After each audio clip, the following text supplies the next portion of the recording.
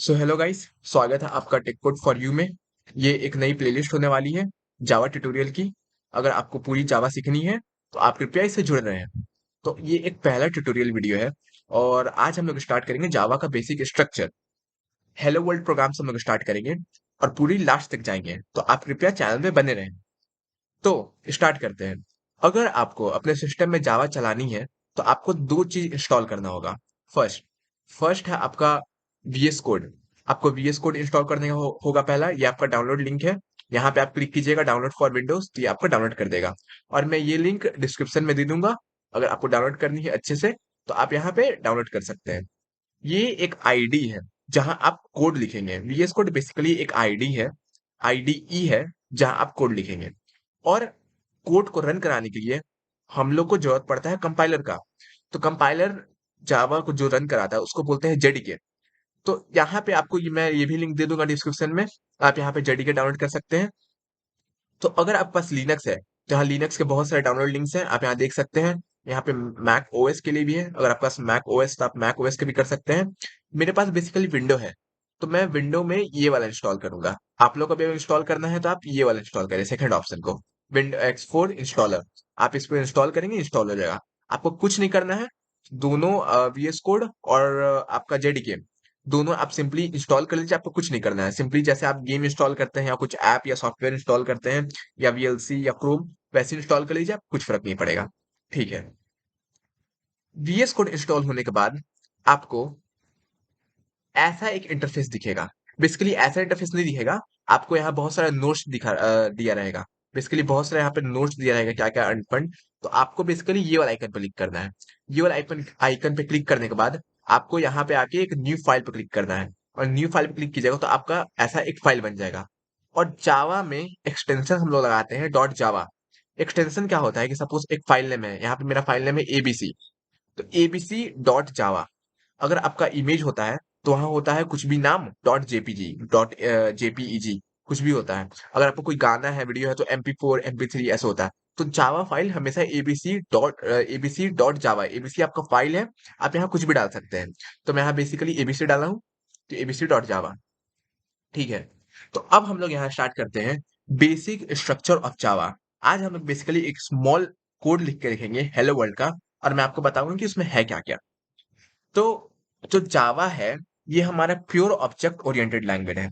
Object oriented means कि यहाँ सब कुछ क्लास और ऑब्जेक्ट के थ्रू डिजाइन होता है। क्लास और ऑब्जेक्ट के बाहर यहाँ कुछ नहीं होता है। तो सिंपली हम लोग यहाँ एक हेलो वर्ल्ड प्रोग्राम लिखना चाहते हैं। तो हेलो वर्ल्ड प्रोग्राम लिखने के लिए आपको सबसे पहले क्लास बनानी होगी।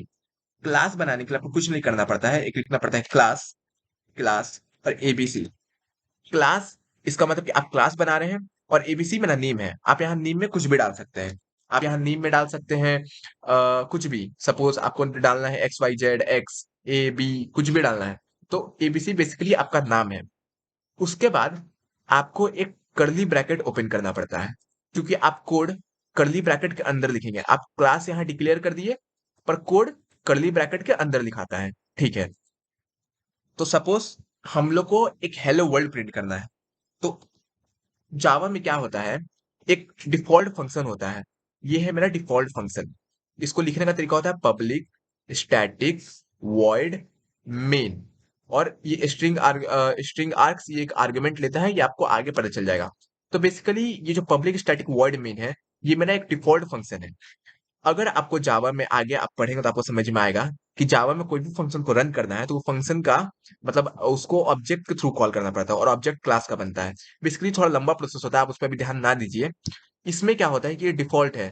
इसमें आपको कुछ ऑब्जेक्ट ऑब्जेक्ट नहीं बनाना है। अगर आपको आप कुछ प्रिंट कराना है तो उसके लिए भी एक डिफॉल्ट होता है, आउटपुट स्ट्रीम होता है उसके लिए भी। तो उसको ऐसे लिखते हैं system dot out dot print println. और यहाँ पे आपको क्या प्रिंट करना है, वहां पे आपको मैसेज लिखना पड़ता है। तो hello world, world hello world. ठीक है। तो ये मेरा एक कोड कंप्लीट हो गया है। अगर अब हम इसको रन कराते हैं, तो आप देखिएगा यहाँ पे क्या प्रिंट करेगा। अभी आप ये सब पे ज्यादा ध्यान ना दें। अगर आपको भी समझ में ना आए तो मैं नीचे क्या लिख रहा हूँ आपको समझ में आ जाएगा धीरे धीरे। तो बेसिकली देखिए, यहाँ हेलो वर्ल्ड लिख के आ गया, हेलो वर्ल्ड यहाँ लिखा गया। तो यहाँ पे क्या कर रहे हैं हम लोग, कि जावा प्योरली ऑब्जेक्ट ओरिएंटेड है। ऑब्जेक्ट ओरिएंटेड मीन्स कि हम लोग को कुछ भी कोड क्लास के अंदर और उसका ऑब्जेक्ट बना के लिखना पड़ता है। मतलब आप समझ लीजिए कि आपको क्लास के अंदर सारा कोड लिखना पड़ेगा। प्योरली ऑब्जेक्ट ओरिएंटेड है और क्लास का ऑब्जेक्ट बनता है, ऑब्जेक्ट के थ्रू यहाँ पे काम होता है, तो आपको पता चल जाएगा। तो ठीक है, आगे बढ़ते हैं। तो यहाँ पे क्या है, यहाँ पे आप समझिए कि हम बेसिकली क्लास बना रहे हैं और ये डिफॉल्ट फंक्शन है जिसका नाम है मेन। डिफॉल्ट फंक्शन है ये जिसका नाम है मेन। ये जावा में पहले से रहता है, ये हर कोड में कॉमन होता है मेन।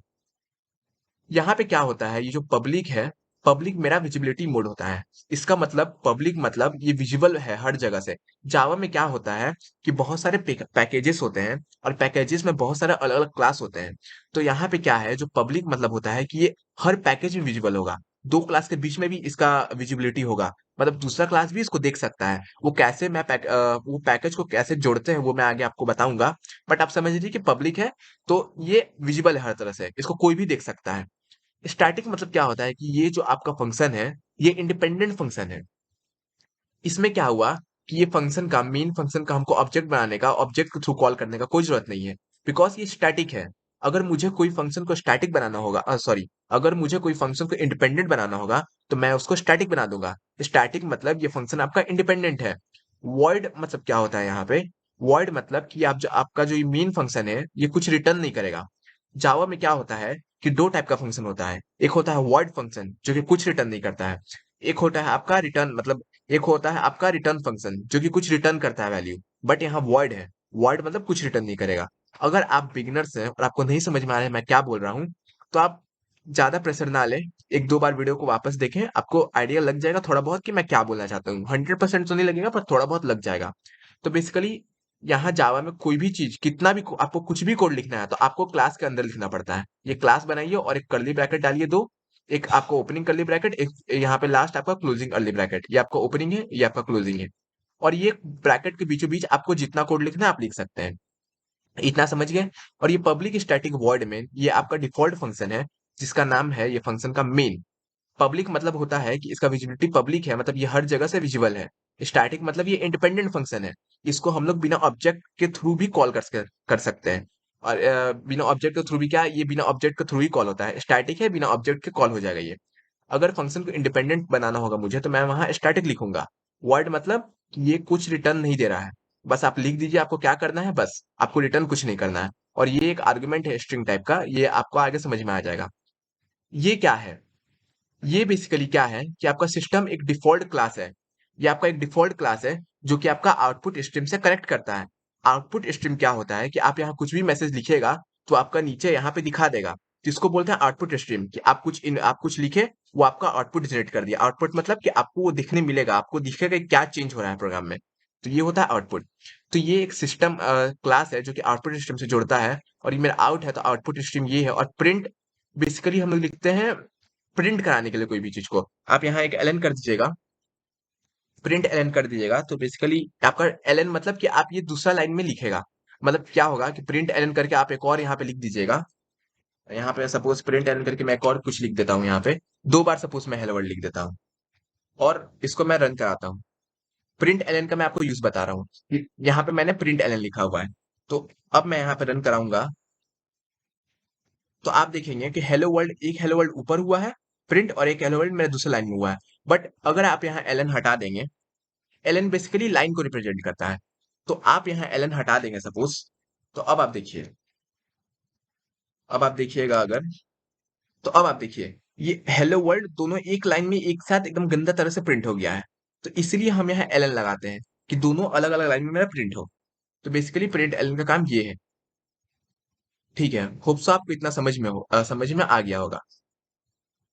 तो अगर आप यहाँ ध्यान दें, तो आप यहाँ अगर ध्यान दें तो ये जो हेलो वर्ल्ड ब्रैकेट में डबल ये जो डबल जो ये होता है, डबल ब्रैकेट के अंदर हम लोग लिख रहे हैं, इसका ये मतलब है कि ये एक स्ट्रिंग है। स्ट्रिंग में आप कुछ भी लिख सकते हैं। आप ऐसा डबल ये जो सिंबल है आपका, मैं बेसिकली इसका नाम अभी भूल रहा हूँ। तो आपका अगर इसके अंदर कुछ भी लिखिएगा तो ये बेसिकली आपका एक स्ट्रिंग कंसिडर करता है। इसका मतलब ये है कि आप यहाँ पे कुछ भी लिखेगा, हेलो वर्ल्ड 1 2 3 4 XYZ, वो एज इट इज नीचे प्रिंट कर देगा, उसमें कोई चेंजमेंट नहीं होगा। और लास्ट में आपको एक सेमीकोलन देना पड़ता है। सेमीकोलन मतलब कि आपका ये लाइन पूरा कंप्लीट हो गया। तो बेसिकली ये एक बेसिक स्ट्रक्चर है। होप सो आपको पहला वीडियो समझ में आया होगा। आज के लिए बस इतना ही। अगर आपको कुछ डाउट है तो आप वापस वीडियो को वापस देखें, आपको बेसिक स्ट्रक्चर क्लियर हो जाएगा। और धीरे धीरे यहाँ पे जुड़े रहें आप प्लेलिस्ट के साथ, आपको ये सब समझ में आ जाएगा। ये बहुत बेसिक है। ठीक है, आगे बढ़ते हैं। तो अब आज के लिए मैं इतना ही छोड़ता हूँ, आगे नहीं, आज के लिए मैं इतना ही छोड़ता हूँ। ठीक है, take care, bye bye, Tata.